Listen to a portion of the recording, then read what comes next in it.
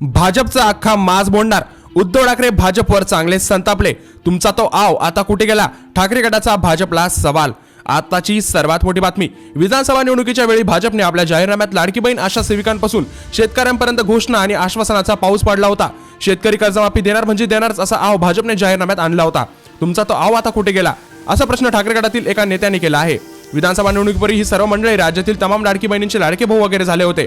या योजनेवरून त्यांनी स्वतःला पंचायती ओळून घेतल्याचा होत्या. विधानसभा निवडणुकीत त्या मंडळींनी जे यश मिळालं त्यात मोठा वाटा याच लाडक्या बहिणींचा आहे असे ते मोठ्या तोंडाने सांगत होते. मात्र आता ते सत्तेत बसल्यावर यांच्या मोठ्या तोंडाचा चंबू झाला आहे आणि लाडक्या बहिणींना निकषाच्या चाळणीमध्ये ढकलण्याचे उद्योग त्यांनी सुरू केले आहेत. या चाळणीतून सुमारे 50 लाख लाडक्या बहिणी नावार्त्या होणार असल्याचं सांगण्यात येत आहे. तसेच निकषात न बसणाऱ्या बहिणींना अपात्र ठरून त्यांच्या खात्यात जमा झालेले पैसे सरकार परत जमा करण्याच्या सावकारीला सुरुवात देखील झाली आहे अशी टीका ठाकरे गटाने सामना दैनिकातील अग्रलेखातून केली आहे. धुळे जिल्ह्यातील एका लाडका बहिणीच्या सरकारच्या दुमजा धोरणाचा फटका बसला आहे. तिला मिळालेले 7,500 रुपये परत सरकार जमा करण्यात आले आहे.